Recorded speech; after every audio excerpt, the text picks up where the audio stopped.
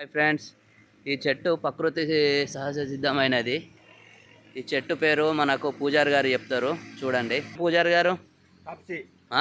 సబ్సి సబ్సి దేనికి పనిచేస్తుంది? మన ఒంటెలకు సరిగా రాకపోతే కాళ్ళు వలిగినా కానీ సాపు క్లీం దాన్ని ఏం చేయాలి? వేడైతే గిన దాన్ని తోడుక తీసుకొని మనం కాళ్ళకు రాసుకోవాలి. ఖాళీ బంక ఉంటే తినాలి ఒంటెలకు సరిగా రాకపోతే వేడైతే.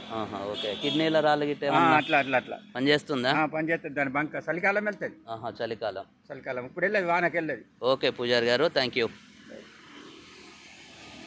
విన్నారా ఫ్రెండ్స్? మన సల్వా ఏడున్నా కానీ తగ్గుతుంది. హాయ్ ఫ్రెండ్స్, చూడండి దీని బంక.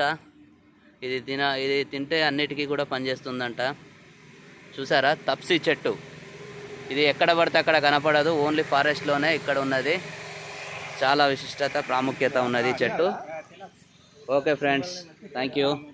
భీమన్న టెంపుల్.